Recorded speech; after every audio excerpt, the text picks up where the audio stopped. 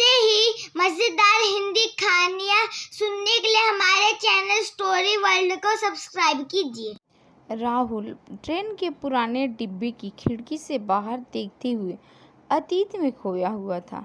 सफ़र बाहर नहीं अंदर चल रहा था, उसकी यादों का वही सफ़र जिसकी हर मोड़ पर एक सवाल बिखरा पड़ा था, सवाल जिनका जवाब आज तक उसे नहीं मिला था। 3 साल पहले की बात थी। राहुल और सिया की मुलाकात एक किताबों की दुकान पर हुई थी। दोनों अजनबी थे, पर किताबों के शौक़ ने एक अजीब सा रिश्ता जोड़ दिया था।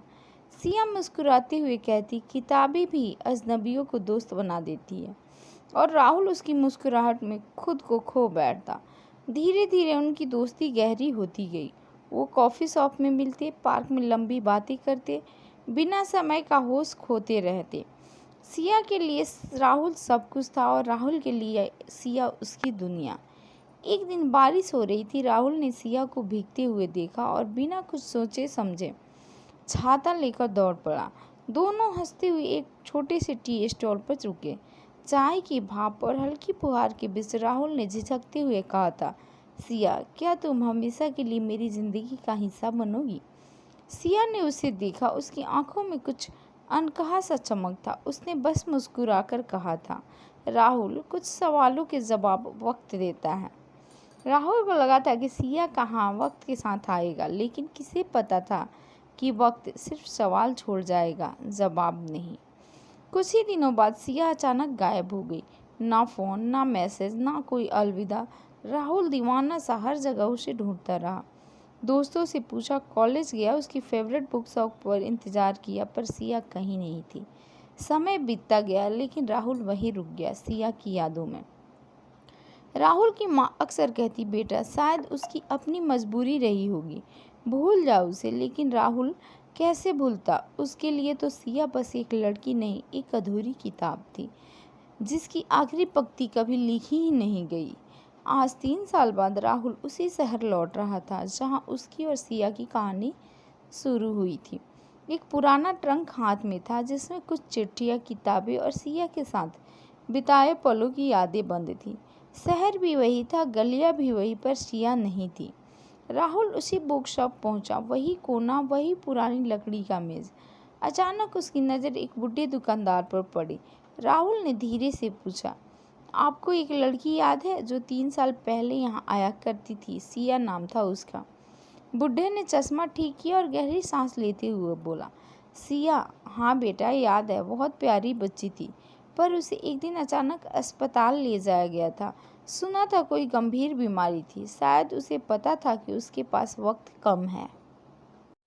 राहुल को लगा जैसे किसी ने उसकी सांसें रोक दी हो। बीमारी? राहुल की आवाज़ कांप गई। हाँ बेटा, वो किसी को बताना नहीं चाहती थी। कहती थी, जो मुझसे प्यार करता है उसे मेरी कमी नहीं, मेरी हंसी याद रहे, इसलिए वो चुपचाप चली गई थी। राहुल की आंखों से आंसू बहने लगे। 3 साल से जो सवाल उसे तोड़ रहे थे, उनका जवाब मिला तो सही, मगर बहुत देर से। उस शाम राहुल शहर के उसी पुरानी पार्क में बैठा था जहाँ वो दोनों बातें किया करते थे। आसमान में सूरज ढल रहा था, हवा में सिया की हंसी घुली हुई लग रही थी। राहुल ने अपने ट्रंक से सिया की लिखी एक चिट्ठी निकाली। चिट्ठी में लिखा था, राहुल, अगर कभी मेरी याद आए तो नाराज मत होना। मेरी चुप्पी में भी मेरा प्यार छुपा है। अगर मैं दूर जाऊं तो जान लेना, कुछ जंगें ऐसी होती है जिन्हें हम अकेले ही लड़ते हैं, और कुछ अलविदा बिना बोले ही कहे जाते हैं। राहुल चिट्ठी को सीने से लगाकर फूट फूट कर रो पड़ा। तेरी यादों का सफ़र जो आज भी जवाब मांगता था, आज उसे अपना जवाब मिल गया था। लेकिन अब सिया की गैर मौजूदगी का सच और भी चुभने लगा था। उस रात राहुल ने पहली बार महसूस किया कि प्यार सच्चा कभी भी खोता नहीं, वो बस एक शक्ल बदल लेता है, यादों की, दुआओं की, अधूरी हंसी की। वो जानता था सिया जहाँ भी होगी उसे मुस्कुराते हुए देखना चाहेगी, और इसीलिए राहुल ने खुद से वादा किया, वो सिया की यादों को कभी आंसुओं में नहीं बहाएगा, बल्कि उसकी हंसी की तरह अपने दिल में हमेशा जिंदा रखेगा। तेरी यादों का सफ़र खत्म नहीं हुआ था, बस अब उसकी मंजिल बदल गई थी। अब ये सफ़र दर्द से नहीं, दुआओं से भरा था। सिया की यादों को दिल में बसाए राहुल ने अपनी ज़िंदगी को एक नया मकसद दिया। उसने शहर के एक छोटे से पार्क के कोने में एक लाइब्रेरी बनाई, सिया की मुस्कान नाम से। वहाँ हर कोई आकर किताबें पढ़ सकता था, बिना किसी फीस के, बिना किसी बंधन के। राहुल का मानना था कि जब लोग वहाँ मुस्कुराएंगे, पढ़ेंगे, तो सिया की रूह भी कहीं न कहीं मुस्कुरा रही होगी। राहुल अब भी हर शाम उस लाइब्रेरी के सामने बैठता, हवा में बिखरी सिया की हंसी को सुनता और चुपचाप कहता, कुछ सफ़र मंजिल तक नहीं पहुँचते, पर उनकी खुशबू ज़िंदगी भर साथ चलती है। तेरी यादों का सफ़र भी ऐसा ही है, न ख़त्म हुआ, न भूला गया, बस दुआओं में पलता रहा। ऐसे ही मज़ेदार हिंदी कहानियाँ सुनने के लिए हमारे चैनल स्टोरी वर्ल्ड को सब्सक्राइब कीजिए।